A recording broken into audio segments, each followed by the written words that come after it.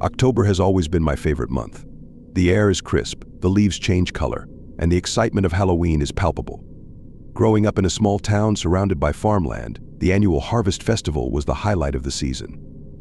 It was a time for community, laughter, and warmth amidst the cooling temperatures. But one October night, everything changed for me. It was a few days before Halloween, and the festival was in full swing. I had just turned 18 and felt a sense of freedom like never before. My friends and I decided to check out the corn maze that was the centerpiece of the festival. It was a tradition in our town, and this year it promised to be bigger and scarier than ever. So my friends and I gathered flashlights and set off to the maze after dark, excited to see if we could navigate it without getting lost. The entrance to the corn maze was adorned with twinkling lights and carved pumpkins, but as we stepped inside, the atmosphere changed dramatically. The towering stalks of corn loomed over us, whispering in the cool night breeze.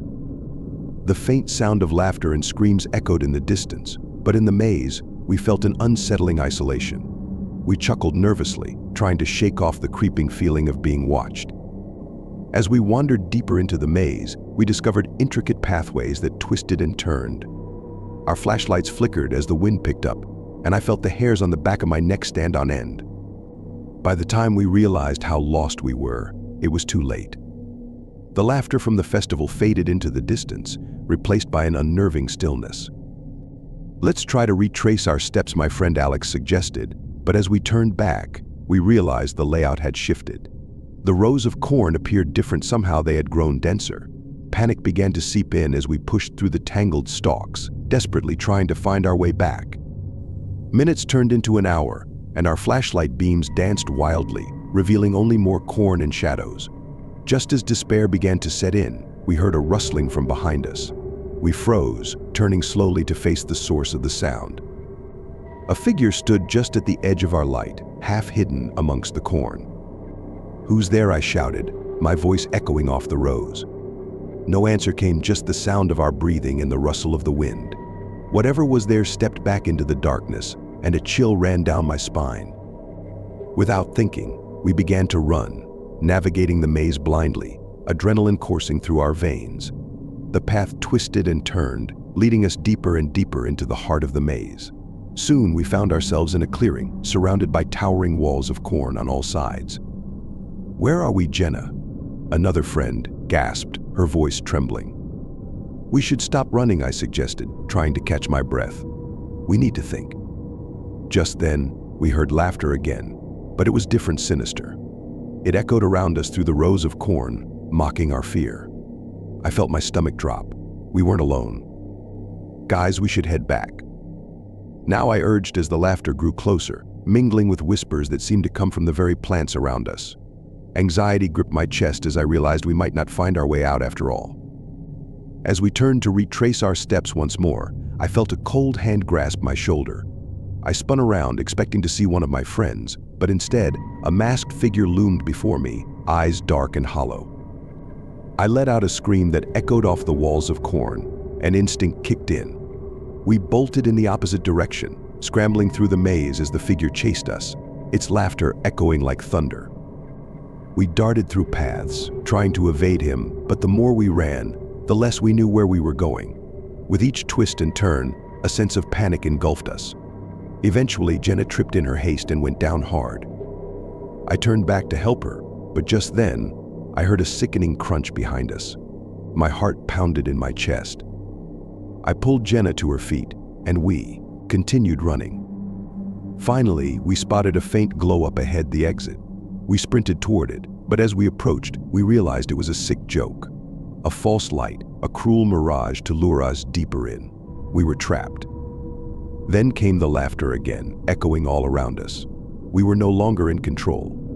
As panic flooded my veins, something primal kicked in, and I found the strength to push through the maze, dragging Jenna along with me.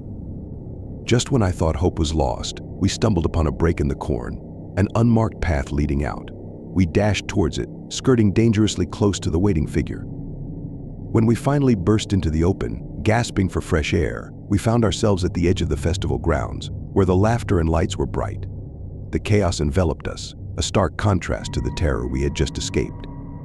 We rushed to find help, desperately sharing our story, only to be met with skeptical looks. Just a Halloween scare, they said, dismissing our terror as childish fear. The maze was closed for the rest of the night. Even today, whenever October rolls around, I can't help but shiver at the thought of that night. You see, the corn maze is an annual tradition in our town, and every year, I find myself haunted by the memory of that silhouette and evil laughter.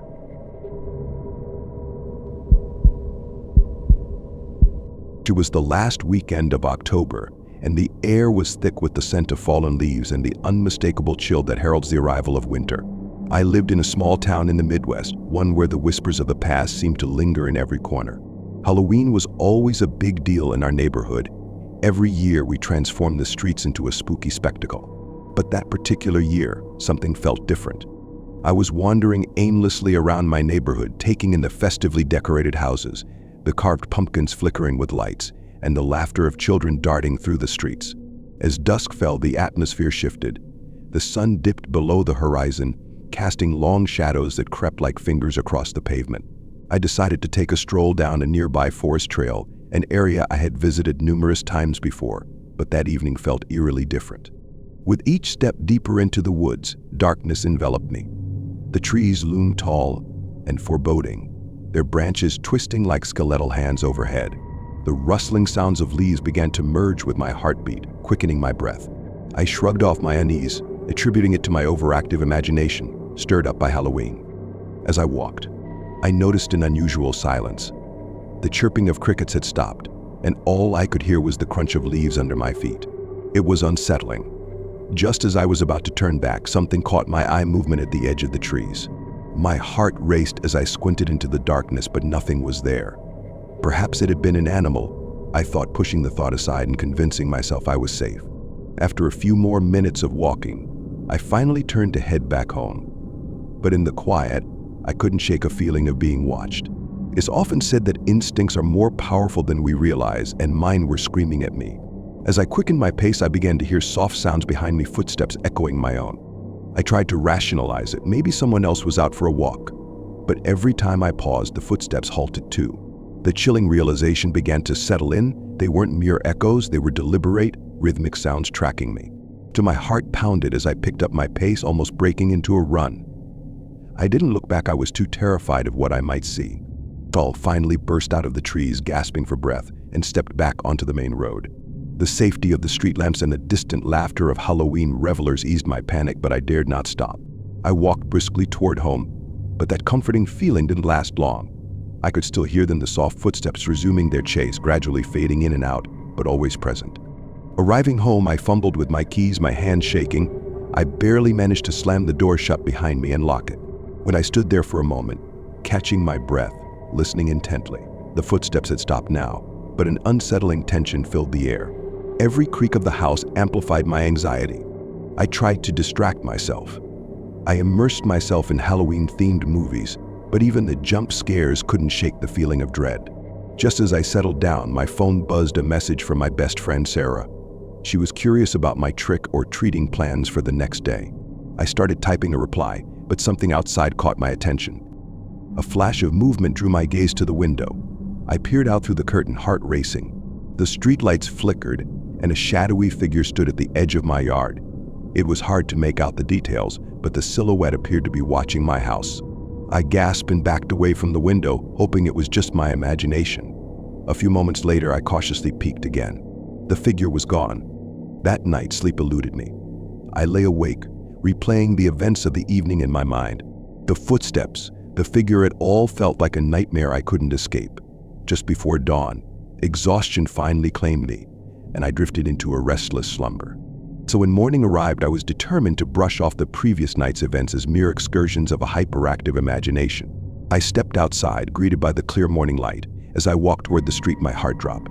In the grass, there were small, distinct footprints, too small for an adult, yet too large for a child. They led from my front porch straight into the woods. Against my better judgment, I followed the prints for a short distance. They eventually disappeared at the edge of the forest, swallowed by the underbrush. I turned to go home, a chill creeping back, and as I did so, I felt a sudden wave of dread wash over me. The air felt different, heavy with unspoken warnings. The Halloween, I learned that some shadows are meant to remain undisturbed. I couldn't explain who or what I encountered that night, but I knew I'd never walk those woods alone again. Each October since, I remember that eerie silence, the haunting footsteps, and that chilling silhouette under the moonlight, and I can't help but feel the unseen presence lurking just out of sight, waiting for the next Halloween to bring me back.